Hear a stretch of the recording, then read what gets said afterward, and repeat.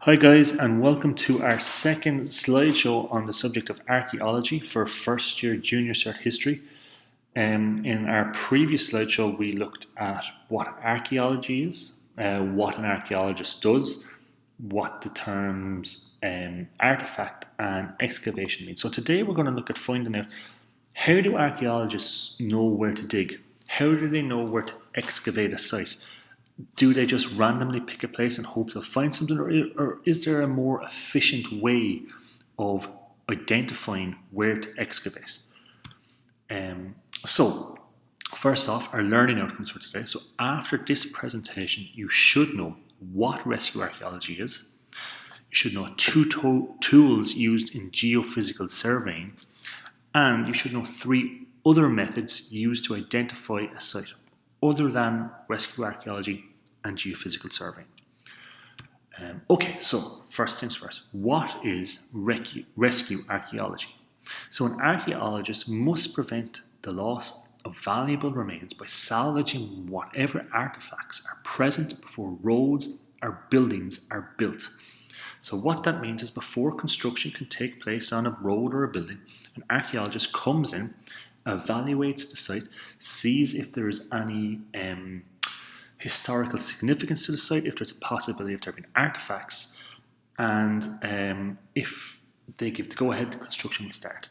Now, we have an example of this in Wexford. The town of New Ross in Wexford recently tried to build a second bridge, and the site which they chose, they began initial construction. Artifacts of Viking origin were found. Construction had to be stopped, and to this day the construction hasn't started up, as archaeologists have been brought in to try to take anything that is historically significant from the area. Of course, the principles or the ideas of rescue archaeology are not always adhered to.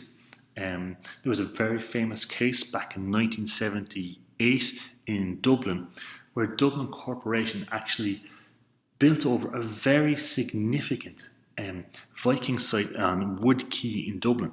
This caused massive public protests. 20,000 people were on the streets trying to protect their heritage, to prevent the building of the new headquarters for Dublin Corporation on this site. Unfortunately, the building went ahead and many artifacts were lost, and a real window into our history was lost from this. However, since then, people have begun to adhere a lot more strictly to the principles of rescue archaeology. So, next thing is our methods for identifying sites. So we're going to look at 7 different methods for identifying a site to excavate. The first one we're going to look at is aerial photography. So in aerial photography, we use an aeroplane or a helicopter to take photos of the ground. So looking at the ground from the air shows crop circles or old walls, and it can show many different things. So this here is a photo taken from the streets and buildings of Piercebridge, which was a Roman town and fort in the English town of Durham in England. So while the photo is a little bit grainy, you can kind of see the outlines of streets, where the streets may have been, where there might have been buildings and things like that. Here's another photo. Again, it's showing this kind of unnatural slope in the land, these unnatural holes in the land. And usually when you can see those, it is the product of humans having come and built a settlement, which would include walls, buildings, or roads. And as you can see here, where they could sometimes build forts and things like that. And you can imagine, if you're down in the field yourself, walking through the field, you're not going to see these lines in the ground. You wouldn't notice them as you go through. I mean, look here. Again, you wouldn't notice the unnatural, artificial, man-made lines in the ground. But as you pull back, you can begin to see, oh, there's something different here. Our next method of identifying sites is geophysical surveying. Okay, so remember, this is one of our learning outcomes we're looking for. We're looking for 2 tools that would be used in geophysical surveying. So metal detectors or sonar can be used to locate artifacts underground or under the water. So remember we looked in the previous slide at underwater archaeology. So sonar is a tool that will be used to help them identify artifacts or things underneath the water. Again, metal detectors, you'll often see people walking along with metal detectors. You could find coins from antiquity. They could find many different things using metal detectors. Now, another thing that's used is LIDAR. So we talked about aerial photography, and aerial photography is, if aerial photography is taking a photo, then LIDAR is high quality HD photography of the ground. Okay, LIDAR uses lasers to give a better picture of the land. Okay, and in this country alone, LIDAR is responsible for finding the outlines of a wall around the Hill of Tara that we did not know existed. Again, LIDAR only will show what is on the surface, but we do have tools that can bring us below the surface. Ground penetrating radar, or GPR, sends signals down to the ground like the way a radar is used, and can see if there's anomalies or different things or things that really shouldn't be there under the ground. And we've also got magnetometers, and we use these tools to give us an understanding of what's actually underneath the ground. So here's a picture of some of the tools being used. As you can see, they're quite cumbersome things and very technical pieces of equipment. So again, our tools used in geophysical surveying: 1, sonar. Again, this is for underwater archaeology mainly. 2, metal detectors.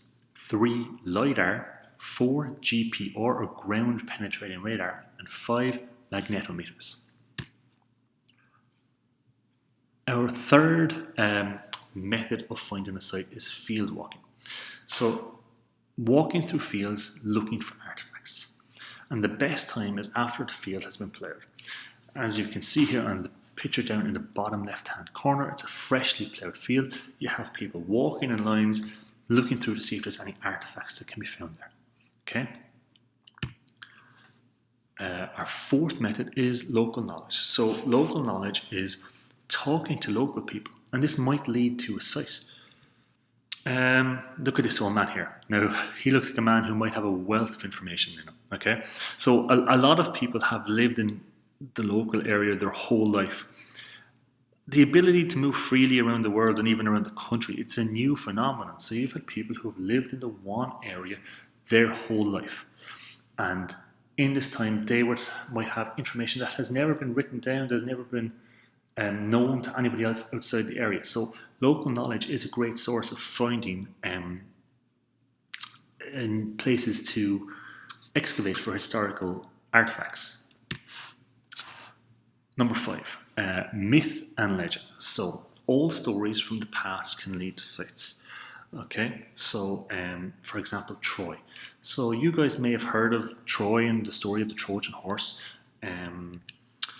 So Troy was an ancient city, and the war between the Trojans and the Greeks was written about by Homer around the 8th century BCE. But many thought it was a myth or a legend.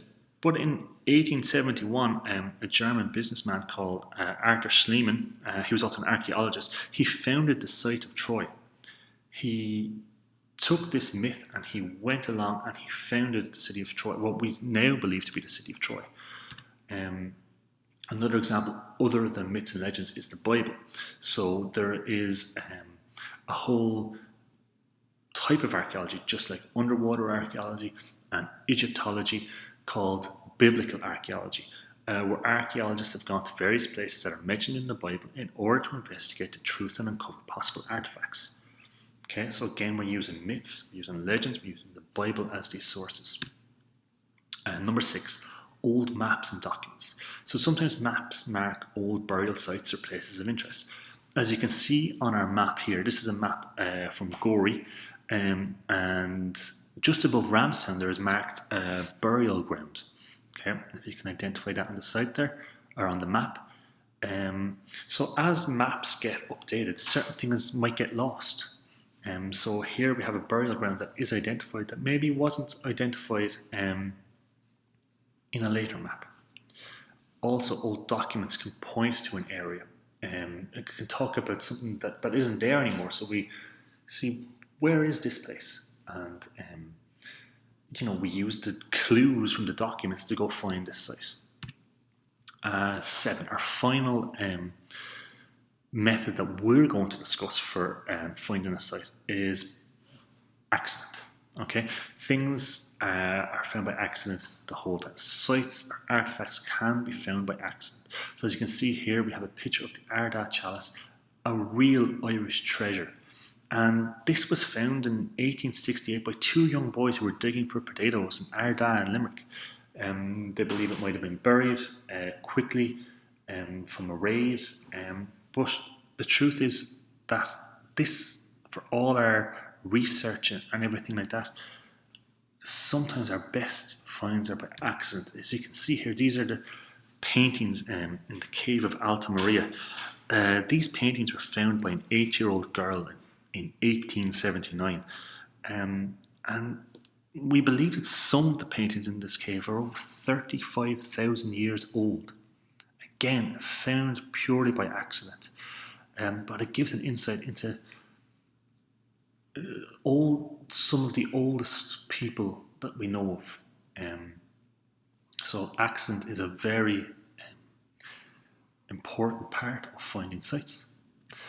So to recap the methods we use in identifying a site: 1 was aerial photography, 2 was geophysical survey, 3 field walking, 4 local knowledge, 5 myths and legends, 6 old maps and documents, 7 by accident. So to finish off the slideshow, we will look at our learning outcomes again. So you guys should now know what archaeology is, you should know 2 tools used in geophysical surveying, and you should know 3 other methods used to identify a site. Okay, I hope you enjoyed the slideshow, and thank you for watching.